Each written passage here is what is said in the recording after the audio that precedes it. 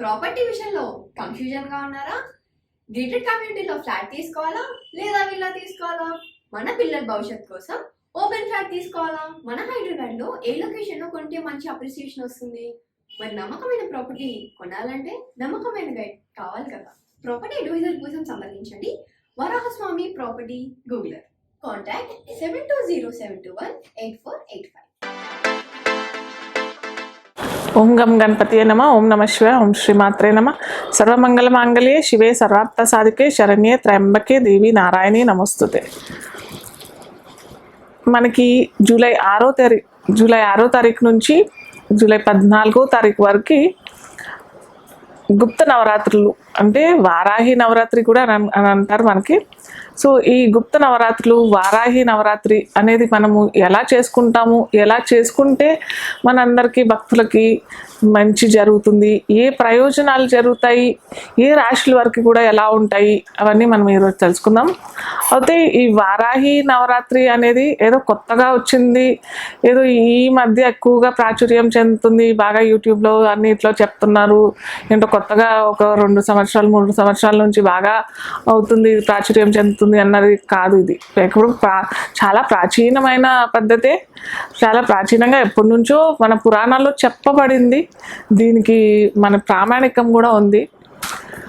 మనకి దేవి భాగవతంలోను అలాగే బ్రహ్మ వ్యవస్థ పురాణంలోనూ కూడా చెప్పబడింది, క్లియర్గా చెప్పబడింది. దేవి భాగవతంలో అయితే 9వ స్కందంలో అమ్మవారిని ఏ రూపంలో ఏ మంత్రంతో చేస్తే మనకి ప్రయోజనం కలుగుతుంది కూడా క్లియర్గా ఖచ్చితంగా చెప్పబడింది. అయితే ఈ వారాహి అంటే ఎవరు, వారాహి అమ్మవారు అంటే ఎవరు అని అంటే లలిత అమ్మవారి ముఖ్య సైన్యాధ్యక్షురాలు ఈ వారాహి అమ్మవారు. అంటే వారాహి అంటేనే శక్తి అన్నమాట. శక్తి అమ్మవారు అంటేనే శక్తి స్వరూపం కదా. అమ్మవారి శక్తి స్వరూపాలలో 7 శక్తి స్వరూపాలు, అవి మాతృకల రూపకంగా మనము కీర్తిస్తామన్నమాట. అటు శక్తిగాను కీర్తించబడుతుంది అమ్మ, అలాగే తల్లిగా అమ్మగా మాతృత్వానికి ప్రతీకగా కూడా మనము అమ్మవారిని వారాహి అమ్మవారిని కొలుస్తాం అన్నమాట. అది ఏంటి అని అంటే సప్తమాతృకలుగా మనకి శక్తి స్వరూపాలు ఉంటాయి. దాంట్లో సప్తమాతృకల్లో ఒకరైన అమ్మవారు వారాహి అమ్మవారు. సప్తమాతృకలు అని అంటే బ్రాహ్మి, వైష్ణవి, మాహేశ్వరి, కౌమారి, చాముండ, ఇంద్రాణి, వారాహి. దీంట్లో వారాహి అమ్మవారు ఒక శక్తి స్వరూపం అన్నమాట. సో ఈ అమ్మవారు ఆవిర్భవించిన రోజు ఆషాఢ శుద్ధ పాడ్యమి రోజు ఆవిర్భవించింది. అది ఎలా అంటే అసురుడు అనే అసురుడిని అమ్మవారు సంహరించే టైంలో ఈ అమ్మవారైన వారాహి అమ్మవారు ముఖ్య సైన్యాధ్యక్షురాలుగా నియమించబడుతుందన్నమాట. అప్పుడు అమ్మవారు ఆ భండాసురుని సంహరించే టైంలో భండాసురు యొక్క ముఖ్యమైన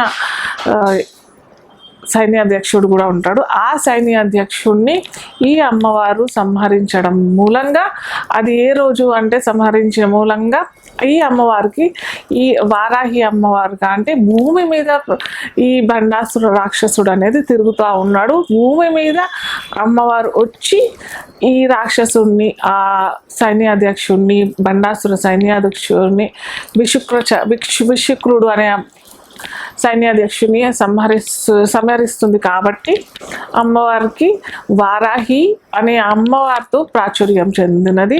ఆ రోజు ఆవిర్భవించిన రోజు మనకి ఆషాఢ శుద్ధ పాడ్యమి రోజు జరిగింది. కాబట్టి అమ్మవారు లలిత అమ్మవారు చాలా ప్రసన్నం చెంది ఈ 9 రోజులు నవరాత్రులు ఎవరైతే నేను కీర్తించి అమ్మవారిని పూజించి భూమి కోసమో లేదా ఇళ్ళ కోసమో లేదా ఇంకేదన్నా కోరికతో కూడిన పూజ చేస్తారో వారికి తప్పకుండా నా ఆశీర్వచనం కూడా, నా సహకారం కూడా భక్తులకి లభిస్తుంది అని చెప్పేసి లలిత అమ్మవారు ఈ వారాహి అమ్మవారికి తను వాక్కు ప్రసాదిస్తుంది అనమాట.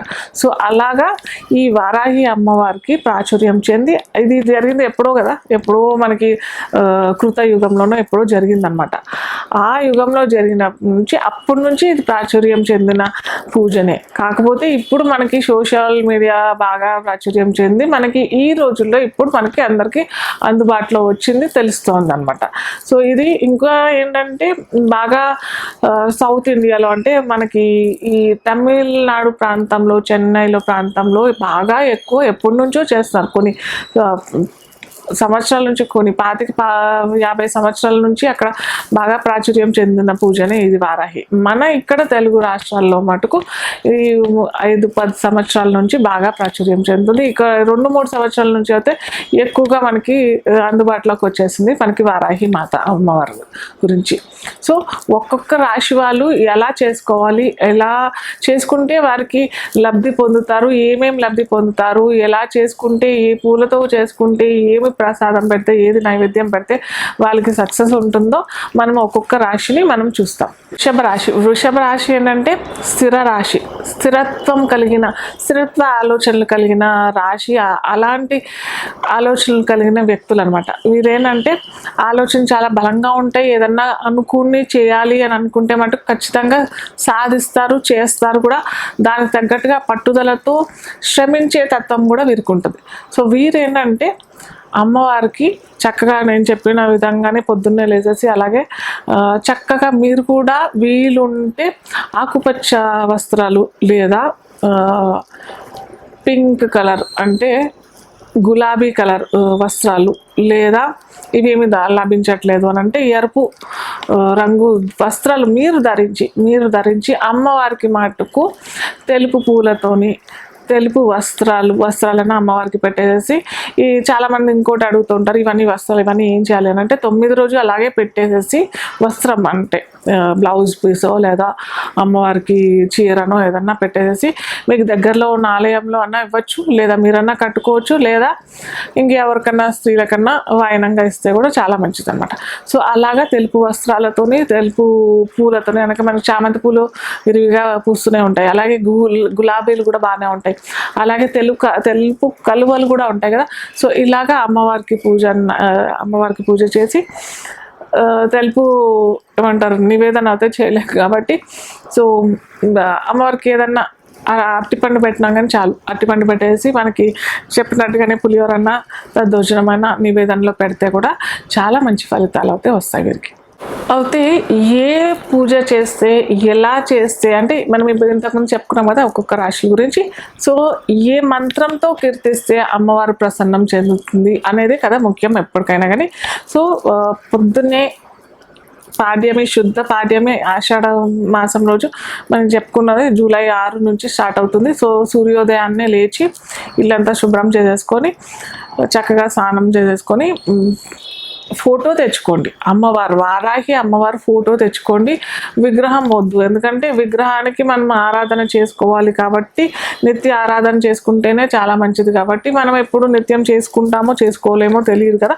సో అందుకని ఫోటో తెచ్చేసుకోండి, అమ్మవారిది చక్కగా ఫోటో తెచ్చేసుకొని ఫోటో కడిగేసేసుకొని, కలశం పెట్టుకునే ఆచారం ఉంది కొందరి ఇళ్ళల్లో, కలశం పెట్టుకోలేము అని అనుకునే వారు కలశం పెట్టుకోవద్దు. కలశం పెట్టుకోలేము మేము, లేదా కలశం పెట్టుకుంటాము మాకు అది మా ఇంట్లో ఉంది అని అంటే పెట్టుకోవచ్చు, దానికి ఏం ఆటంకాలు ఏమీ లేవు.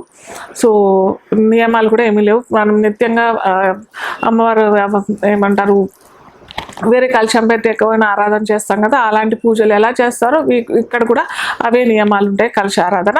సో అలా చేసుకోవచ్చు. లేదా కలశం పెట్టలేము అని అంటే ఓన్లీ ఫోటో పెట్టేసి చక్కగా 2 దీపాలు పెట్టేసుకోండి. ఇక్కడ మళ్ళీ చాలామంది అడుగుతారు, 1 దీపం పెట్టాలా, 2 దీపాలు పెట్టాలా, ఎన్ని ఒత్తులు పెట్టాలి, ఇవన్నీ అడుగుతారు. సో 2 దీపాలు పెట్టేసేసుకొని అమ్మవారికి ఇష్టమైన నైవేద్యం ఏంటంటే, యాక్చువల్గా ప్రతి అమ్మవారికి అన్నం నివేదన చేస్తే చాలా మంచిది అనమాట.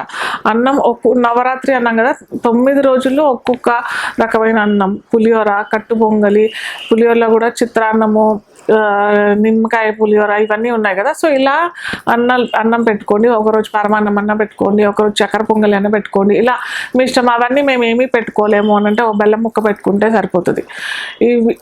వీటితో పాటు ఖచ్చితంగా పెట్టుకోవాల్సింది ఏంటంటే బెల్లం పానకం. బెల్లం పానకం అమ్మవారికి చాలా ఇష్టమైన పానకం అనమాట. ఇక్కడే కాదు, వారాహి అమ్మవారిదనే కాదు, ప్రతిసారి ఎక్కడైనా ఎప్పుడైనా కానీ మనము వరలక్ష్మి వ్రతంకైనా ఇంకా వేరే ఏ పూజలు చేసినా కానీ అమ్మవారికి బాగా ప్రీతికరమైన ఏదన్నా ఉంది అని అంటే అది పానకం, బెల్లం పానకం. బెల్లము దాంట్లో నీళ్ళు పోసేసి యాలకులు కొద్దిగా అది అంటే పొడి వేసేసుకొని ఏమన్నా ఇంకా సుగంధ ద్రవ్యాలు ఏమన్నా వేసుకోవాలంటే వేసేసుకొని చక్కగా చేసేసుకున్నాను అనుకోండి. అది నివేదన ఖచ్చితంగా రోజు చేయాలి. మీరు అన్నం పెట్టినా పెట్టకపోయినా ఇదవదే పెట్టండి, ఖచ్చితంగా పెట్టేసి బెల్లం ముక్క పెట్టుకున్నా సరిపోతుంది. అలాగే అష్టోత్తర నామావళి మనకి వారాహి అమ్మవారిది అది లభిస్తుంది మనకి యూట్యూబ్లో చూసుకుంటే ఇక్కడ బాగానే దొరుకుతాయి. సో అది చేసుకోండి. లేదా 12 నామాలు కూడా ఉంటాయి అమ్మవారిది, 16 నామాలు కూడా ఉన్నాయి అమ్మవారిది. కేవలం ఆ 12 నామాలైనా చదువుకోవచ్చు, 16 నామాలైనా చదువుకోవచ్చు. అలాగే బిల్వ పత్రాలతో ఆరాధన చేస్తే కూడా చాలా మంచిది. చేసిన తర్వాత ఇవన్నీ మేము ఏం చేసుకోలేము ఆ అష్టోత్తర నామాలన్నీ చదువుకోలేము అని అనుకుంటే మటుకు ఒక చిన్న నామం చెప్తాను, అది చేసుకున్నట్టయితే ఖచ్చితంగా మీకు అనుకున్న కోరికలు అని అంటే వారాహి అంటేనే భూమి కారకురాలు, భూమిలో పుట్టిన భూమిలో ఆవిర్భవించిన అమ్మవారు కాబట్టి మనము భూమాత కూడా అని చెప్పవచ్చు. కాబట్టి సో ఎవరికైనా ఇల్లు కావాలి, భూమి కావాలి, భూమి వివాదాలు జరుగుతున్నాయి, కోర్టు వివాదాలు జరుగుతున్నాయి, జాబ్ కావాలి, జాబ్ దొరకట్లేదు, వివాహం అవ్వట్లేదు, సంతానం కలగట్లేదు, ఇలాంటివన్నీ అవుతున్నాయి అని అంటే మటుకు ఈ నామం చెప్పుకొని మీరు 108 సార్లు ఖచ్చితంగా ఇదైతే నామం 108 సార్లు చేసుకొని బిల్వపత్రాలతో అమ్మవారిని పూజిస్తే మటుకు ఖచ్చితంగా మీరు అనుకున్న ఫలితాలు తప్పకుండా లభిస్తాయి. ఈ 9 రోజులు చేసుకోలేని వారు కనీసం 3 రోజులైనా చేసుకుంటే చాలా మంచి ఫలితాలు వస్తాయి. 3 రోజులు కూడా మేము చేసుకోలేము, ఒక్క రోజైనా చేసుకుంటాము అని అంటే మటుకు ఒక్క రోజైనా చేసుకోవచ్చు. అది శక్తి ఆరాధన కాబట్టి సాయం సంధ్యా వేళల్లో అంటే 6-7 తర్వాత మీరు చేసుకుంటే మటుకు మంచి అద్భుతమైన ఫలితాలు, అనుకున్న కోరికలు నెరవేర్చడానికి ఈ అమ్మవారు సంసిద్ధమై ఉంటుంది. సో మనకి లలిత అమ్మవారి ఇచ్చింది కదా, అభయహస్తం ఇచ్చింది కాబట్టి ఖచ్చితంగా మీరు అనుకున్న కోరికలు నెరవేరుతాయి. అయితే ఇదేంటంటే ఓం శ్రీం, ఒక్కసారి మళ్ళీ పెట్టలేదు, నామం మర్చిపోయాను. ఓం హ్రీం శ్రీం క్లీం వసుదాయై నమః. ఇది చదువుకోండి. 108 సార్లు చదువుకుంటే మీరు అనుకున్న కోరికలు తప్పకుండా నెరవేరుతాయి. సో ఇది రీసెంట్గా నేను పోయిన సంవత్సరం ఒక ఆవిడకి పాపం ఇల్లు ఎప్పటి నుంచో ఒక 5 సంవత్సరాల నుంచి చాలా కోరికగా ఎదురు చూస్తూ ఉంది. సో మా పక్క వాటల్లోనే దిగడం జరిగింది. తనకి అదే 9 రోజులు తూచా తప్పకుండా ఈ ఆకులతో పూజ చేయటము, తనకి ఆ ఫ్లాట్ ఇలా ఉంది అని చెప్తే తను తొందరగా వచ్చి తీసుకోవడం, అడ్వాన్స్ కూడా పే చేయలేని పరిస్థితిలో ఉంది. కానీ ఎక్కడి నుంచో ఎలాగో అమ్మవారి కృపనో అమ్మవారి దయనో చెప్పలేం, కానీ తనకి ఆ లబ్ధి పొందడం జరిగింది. ఫైనాన్స్ లోన్ అవన్నీ కూడా సడన్గా ఆటోమేటిక్గా వితిన్ 1 మంత్ లాస్ట్ ఇయర్ నాకు తెలిసి జూలైలో వచ్చింది, అప్పుడు కూడా జూలైలోనే వచ్చింది. సో జూలైలో తను ఈ 9 రోజులు నవరాత్రి చేసుకున్న వితిన్ జూలైలో, అది ఆషాఢ మాసం కాబట్టి నేను అడ్వాన్స్ వద్దని చెప్పాను, ఆపాను, కాసేపు కొన్ని రోజులు ఆపాను. ఆషాఢం అయిపోయిన తర్వాత శ్రావణ మాసంలోనే తను అడ్వాన్స్ ఇవ్వటము, తను ఇప్పుడు చక్కగా గృహప్రవేశం కూడా కార్తీక మాసంలో చేసేసుకుంది. సో ఇలా ఉంటుంది, అంత అద్భుతమైన ఫలితాలు ఇస్తారు. మెయిన్గా భూ వివాదాలకి, కోర్టు వివాదాలకి, సంతానం లోపం లేదా సంతానంకి ఇబ్బంది అవుతుంది అన్న వారికి కూడా చాలా చక్కటి ఫలితాలు ఇస్తుంది ఈ అమ్మవారు. సో ఇది తూచా తప్పకుండా చేసుకోండి, అందరూ లబ్ధి పొందాలని నేను మన భక్తుల నుంచి కోరుతున్నాను.